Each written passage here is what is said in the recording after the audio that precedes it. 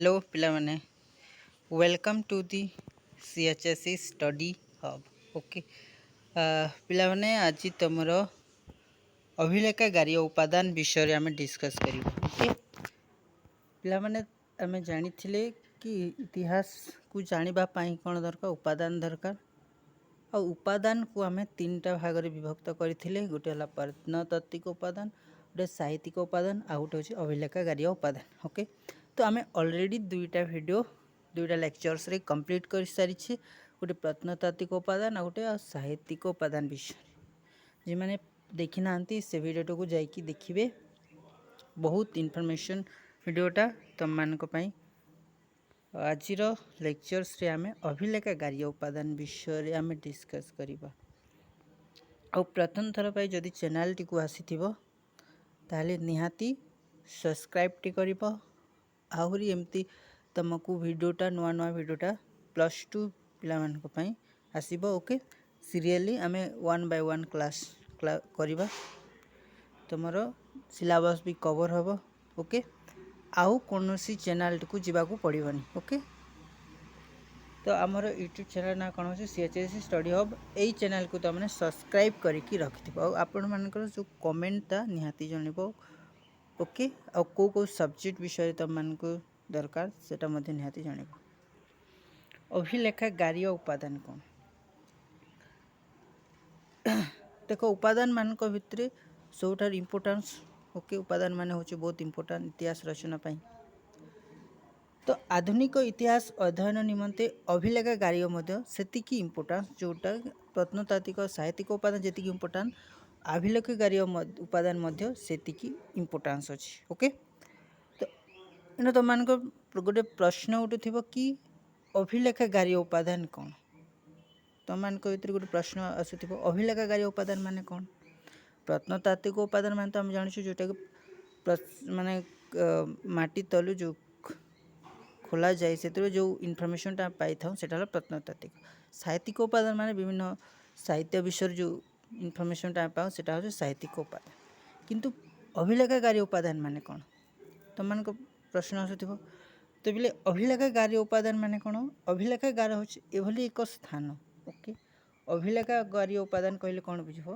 कि अभिलेखागार होची एभली एक स्थान अटे जोठारे कि सरकारी दलिल दस्तावेज सरकारी चिठी व्यक्तिगत कागजपत्र संवादपत्र इत्यादि को संरक्षण करी रखा जाई थाए ओके देखो अभिलेखागार मान होची एभली गुटे स्थान अटे बा गुटे ऑफिस टाइप रो जिनिस जो जगह कि जेते भी सरकारी कागजपत्र गुड़ाक दलिल दस्तावेज सरकारी चिठी व्यक्तिगत आउ संवादपत्र इत्यादि जेनटा कि संरक्षण करी करी रखा जाई थाए से स्थान को हम कोन कहतो अभिलेखागार बोली कहुए से कौन कहुए अभिलेखागार बोली कहुए आमर जमी जानिछ कि भारतर अभिलेखागार जातीय अभिलेखागार भारतर जातीय अभिलेखागार कौठार अच्छे नुआ दिल्ली ठारे अच्छे बोले मन रखि तो मान पाखे क्वेश्चनटा आसी जनरल नॉलेज तो मान कॉम्पिटिटिव एग्जाम्स क्वेश्चन पचराई कि भारतर जातीय अभिलेखागार क्योंठार अवस्थित ओके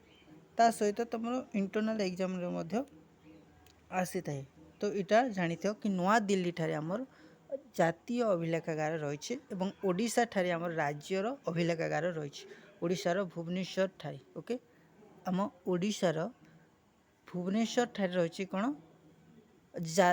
आमर अभिलेखागार तुम को क्वेश्चन पचरा कि राज्यर आम राज्यर अभिलेखागार क्यों ठारे अवस्थित बोले कौन कह भुवनेश्वर ठारे किंतु जातीय अभिलेखागार भारत कौठार अवस्थित बोले नुआ दिल्ली ठारे हम ओके दुईटा पॉइंट मन रखिबो तापर जीवा कि आमर अभिलेखागार को आम 4टा भाग विभक्त करछि बोले मन रखबो अभिलेखागार को केते भाग विभक्त करा 4 भाग विभक्त करा जाइछि कौन कौन गोटे हला सरकारी दस्तावेज विभिन्न संस्थार दलिल तापर कागजपत्र संवादपत्र एभली भाव में 4 भाग विभक्त करा जाइछि सरकारी दस्तावेज बोले सरकारी दस्तावेज माने कौन देखो जिते बेले ब्रिटिशटा शासन समय अनेक गुड़े राजीनामा गुड़िक स्वाक्षरित होता ओके जिते बेले ब्रिटिश शासन करुला आम भारत को से समय अनेक गुड़े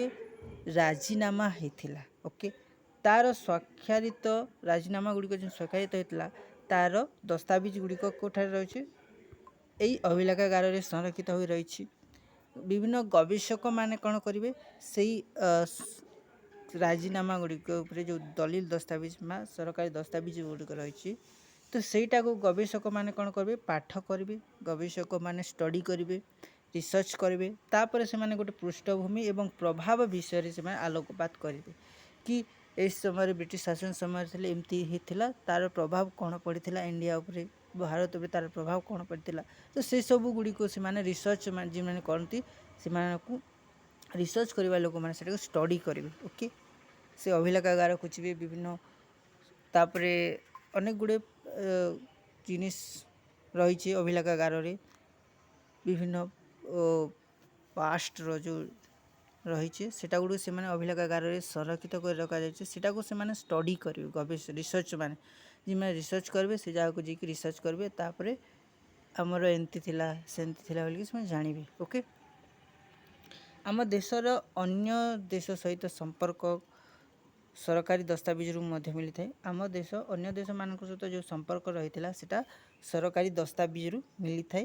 ବିଭିନ୍ନ ସମୟରେ କରାଯାଇଥିବା ଜନଗଣନା ମଧ୍ୟ ସରକାରୀ ଦସ୍ତାବିଜରୁ ମିଳିଥାଏ। ବିଭିନ୍ନ ସମୟରେ ଯେଉଁ ଜନଗଣନା ହୋଇଥାଏ ସେହି ସମୟରେ ତ ସେଇଟା ମଧ୍ୟ ସରକାରୀ ଦସ୍ତାବିଜରୁ ମିଳିଥାଏ, ସୂଚନାଟା ମିଳିଥାଏ। ଓକେ, ତାପରେ ଆସିଲା ବିଭିନ୍ନ ସଂସ୍ଥାର ଦଲିଲ। ଓକେ, ଦଲିଲ ମାନେ ହେଉଛି କି ସରକାରଙ୍କ ଅଧୀନରେ ଅନେକ ସଂସ୍ଥା କାମ କରିଥାଏ। ସରକାରଙ୍କ ଅଧୀନରେ ଅନେକ ସଂସ୍ଥା କାମ କରିଥାଏ। ଏଗୁଡ଼ିକ ବିଭିନ୍ନ କାର୍ଯ୍ୟର ବିବରଣୀ ମଧ୍ୟ ଅଭିଲେଖାଗାରରୁ ମିଳିଥାଏ।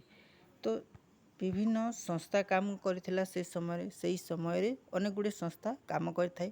ତ ସେଇ ସଂସ୍ଥାମାନଙ୍କରୁ ଯେଉଁ ଦଲିଲ ମାନେ ରହିଛି ସେଇଟା ଅଭିଲେଖାଗାରରୁ ମିଳିଥାଏ।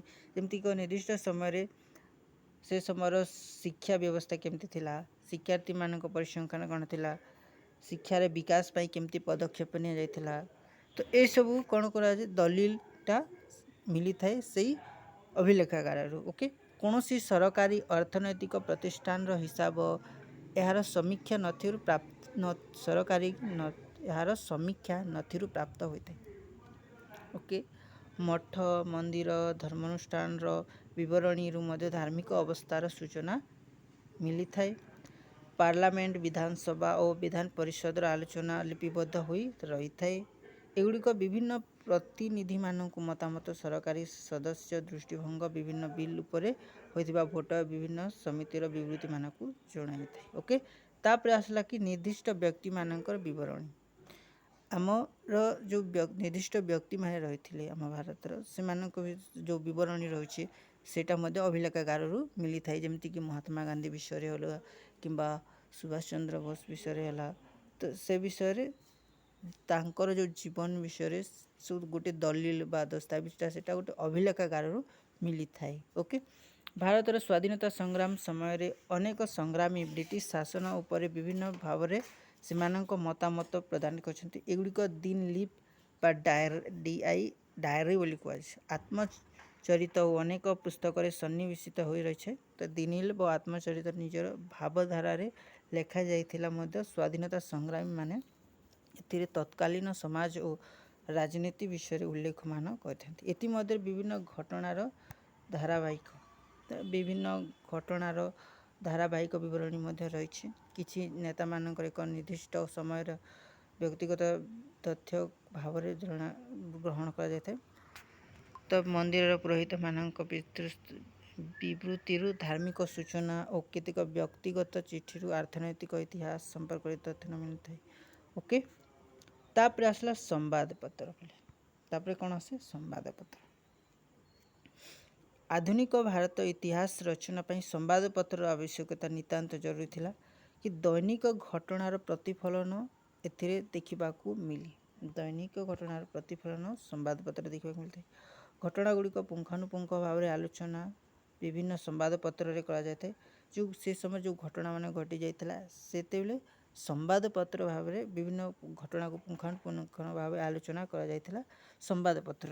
ଓକେ, ତେଣୁ ଅତୀତର କୌଣସି ଏକ ଘଟଣାର विस्तृत इतिहास जानिबाकु हेले से समय संवादपत्र अध्ययन यथेष्ट आवश्यकता रही। ओके,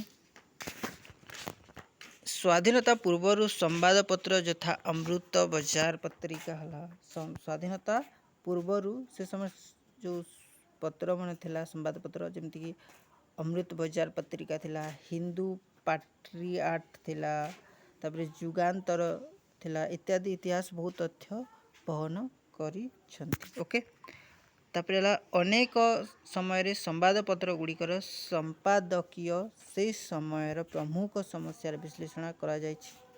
से समय जो संवादपत्र गुड़िक संपादकीय थे से समय प्रमुख समस्यार विश्लेषण करा जायछिला। तब संवादपत्र व्यतीत पत्र पत्रिकार मध्य ऐतिहासिक तथ्य रही। ओके,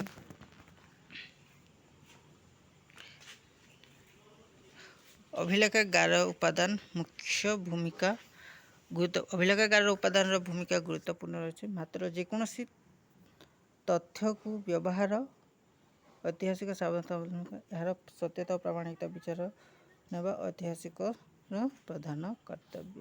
ओके,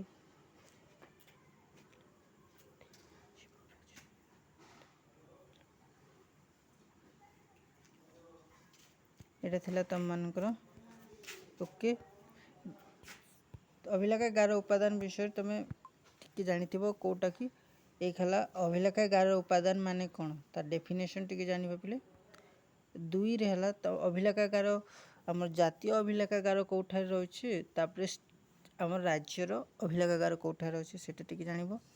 दुईटा तापरे अभिलेखागार को केते भाग विभक्त करा जायछि।